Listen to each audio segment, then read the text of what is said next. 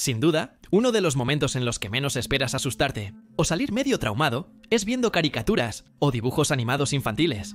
Pero muchos de ellos tienen episodios, escenas, criaturas y personajes aterradores, y de eso es de lo que vamos a hablar hoy. Entidades y criaturas de caricaturas que te causarán pesadillas.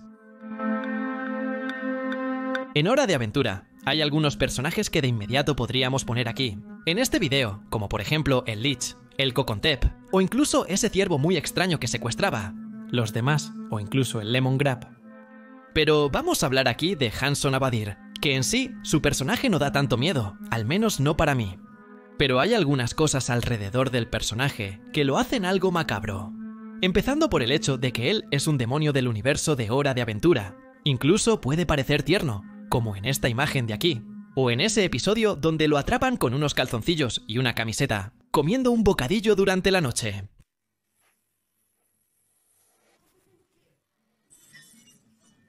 Pero... En realidad, él es un demonio extremadamente poderoso con forma de vampiro, y gobierna uno de los infiernos de Hora de Aventura, que es la Noitosfera. En el episodio donde aparece por primera vez, suceden algunas cosas bastante extrañas y sospechosas. La manera en que Hanson aparece por primera vez es simplemente con Finn haciendo una invocación demoníaca. No se puede decir que no lo es, sobre todo porque la descripción de la invocación sería: la única manera de invocar a Ransom es dibujar una cara feliz, empaparla con leche de insecto y cantar el encantamiento cruel en latín. Ahí pronuncias algo como maloso vobis comet cum spiritum. Y Finn hace exactamente eso, todo mientras Marceline le describe el encantamiento. Básicamente, cambiaron el famoso pentagrama por una carita feliz, la sangre por leche de insecto, y todavía hay un encantamiento en latín. Y así es como Hanson aparece, demostrando ser una criatura de extrema maldad. Al descubrir que Finn era un mortal, Hanson de inmediato intenta darle una buena chupada al alma de él. Y cuando Finn ya estaba a punto de irse a jugar con Pelé, Marceline detiene a su papá. Y si tú tampoco quieres que Hanson te dé una chupada, o si sí quieres, ¿verdad? ¿Quién sabe? No olvides dejar tu like en el video, suscribirte al canal y compartirlo porque eso me ayuda muchísimo, ¿eh? Si es posible, échale una hypeada ahí. Si quieres ver más videos como este, no olvides checar la tarjeta que voy a dejar para ustedes. Y también voy a dejar una playlist en la pantalla final para ustedes. No olvides revisar el comentario fijado y vamos a volver al video. Después, Hanson termina saliendo por ahí, absorbiendo el alma de todos los que ve por delante, hasta que Finn logra detenerlo. Pero Hanson ya ha hecho otras cosas extremadamente malvadas, como atrapar a Marceline usando su collar en la Noitosfera, haciendo que ella se quede en su lugar contra su propia voluntad. Y también fue invocado de una manera muy parecida a un demonio por Mordomumenta, solo para encantar una espada ahí, recordando mucho a un espíritu de Salomón. En Gumball no tenemos tantos episodios macabros así. Tal vez los que más tendrían que ver con eso serían, por ejemplo, el episodio de la Tortuga Loca, el de Margaret Robson, que sería simplemente la personificación del caos y la maldad en ese universo. Calma, por favor. Pero lo que más me parece macabro en Gumball no está exactamente en un episodio específico, sino en varios. Así como en South Park siempre aparece un alienígena, y en Hora de Aventura hay algunos episodios donde ese caracol nos saluda, en Gumball tenemos a este payaso macabro aquí.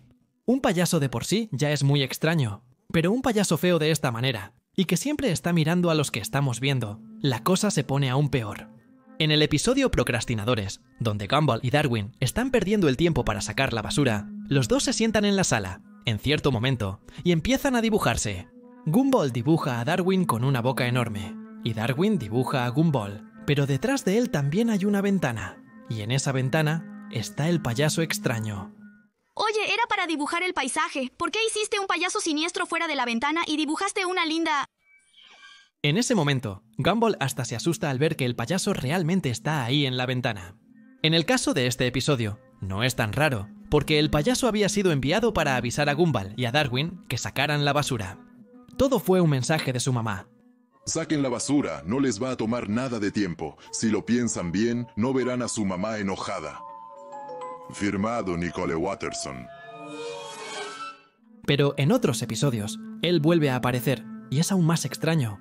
Cuando, por ejemplo, en el episodio El Santo, él aparece en la televisión transformando a los padres de Alan en dos animalitos de globo. ¿Quién quiere ver los trucos con globos? En el episodio Corazón, él aparece en el camino de Darwin y Gumball de una manera extremadamente macabra.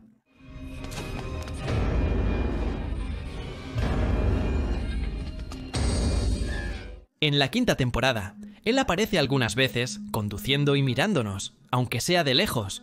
Pero las cosas más extrañas suceden en Crónicas de Gumball, donde Leslie y Alan ven grabaciones de un casete que se llaman Maldición de Elmore. En ellas siempre vemos al fondo, mirando a la cámara, al payaso extraño.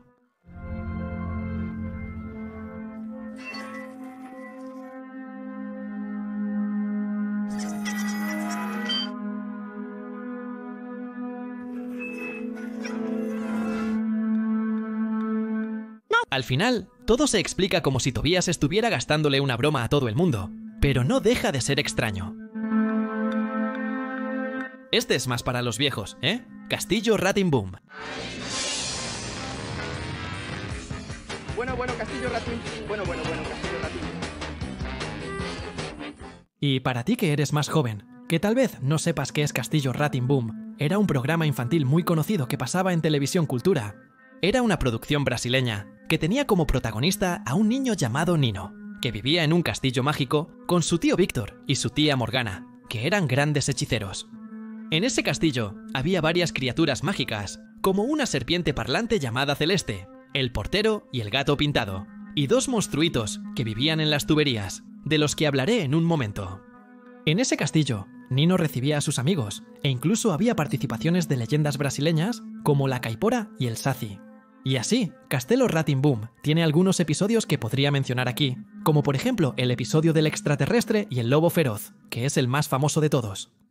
Pero no voy a hablar de ninguno de esos aquí, sino de un episodio específico y bastante olvidado de Castelo Ratimbum, pero que me asustó mucho.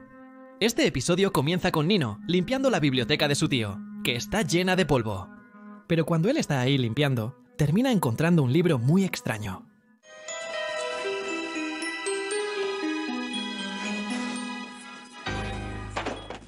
Bueno, Nino se pone extremadamente curioso por saber qué hay en ese libro. Toma unas tijeras y lo abre, incluso cuando el gato le suplica que no lo haga. Cuando lo abre, empieza a leer lo que está escrito en el libro, que básicamente era la palabra mal varias veces. Miau, miau, miau, miau. Miau. Y cuando Nino lee las palabras, empieza a ocurrir como un terremoto en el castillo. Y es ahí donde entran los dos monstruos que viven en las tuberías o debajo del castillo, que se llaman Godofredo y Mal. ¡Godofredo!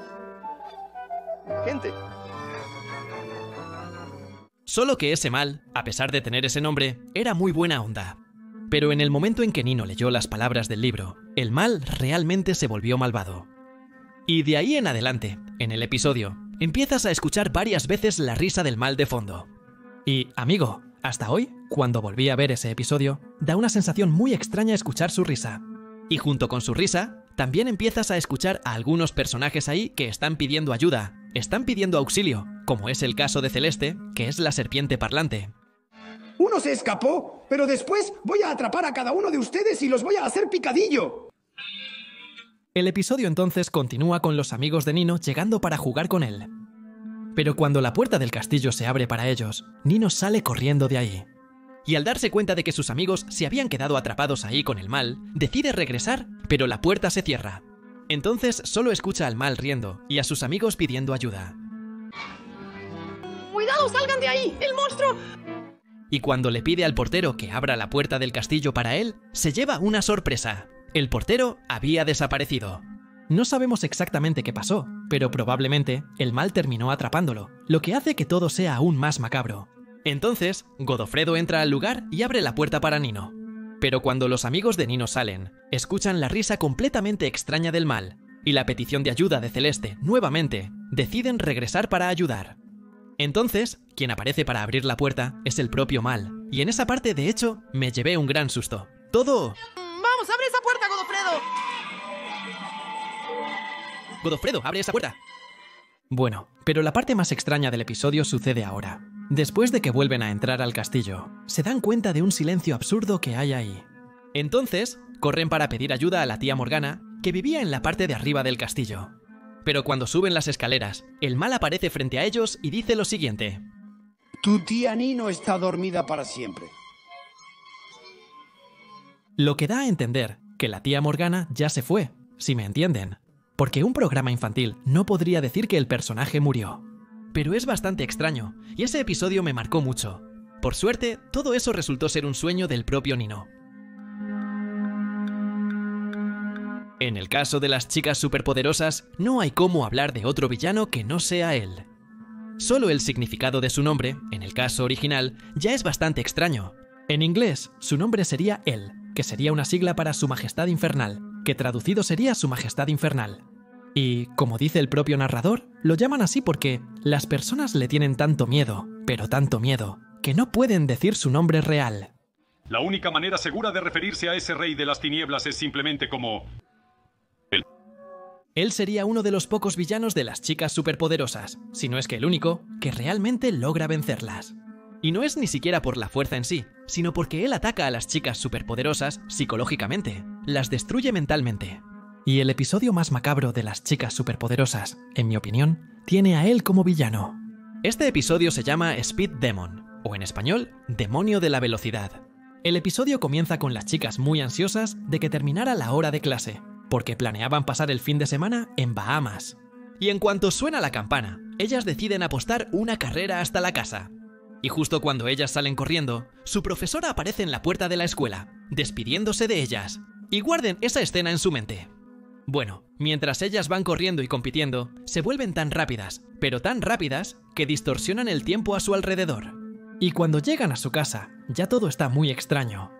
Cuando bajan al laboratorio del profesor Otonio, él está totalmente acabado, y parece que está intentando rehacer la poción que dio origen a las chicas superpoderosas. Y cuando las chicas aparecen para hablar con él, él piensa que son una alucinación, y las echa de ahí. Y ellas se dan cuenta de que no es solo su casa, sino que toda la ciudad está completamente destruida.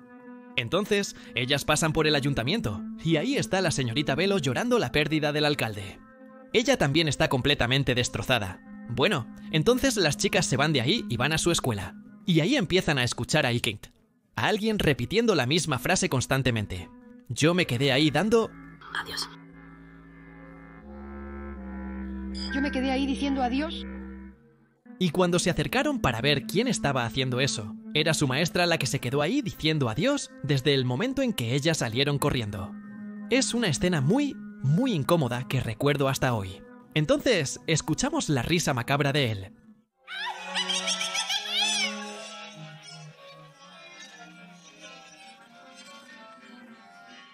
Él aparece y les dice a las chicas que corrieron tan rápido que viajaron 50 años al futuro. Y en esos 50 años, que ellas estuvieron lejos de la ciudad, él se apoderó de todo y se llevó a todos al infierno.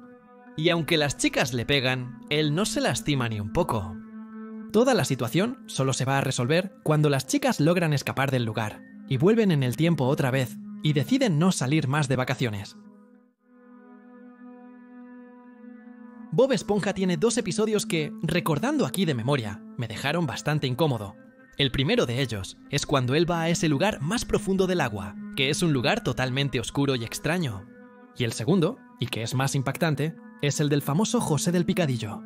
El episodio comienza con Don Cangrejo, decidiendo dejar el restaurante abierto las 24 horas. Entonces, Bob Esponja y Calamardo también tienen que trabajar en el turno nocturno. Y no solo Calamardo y Bob Esponja están en un horario al que no están acostumbrados en el restaurante, sino que nosotros, los que estamos viendo, también. Porque estamos acostumbrados a ver a Bob Esponja trabajando de día. Y cuando vemos el crustáceo cascarudo funcionando de noche, es muy extraño. Pero no es extraño para Bob Esponja, que incluso le gusta trabajar de noche al principio del episodio. No es genial, Calamardo. Nunca queda tiempo para lavar el techo durante el día. Y Calamardo, por supuesto, se vuelve completamente loco con eso. Y para que Bob Esponja dejara de molestarlo, le pide que saque la basura.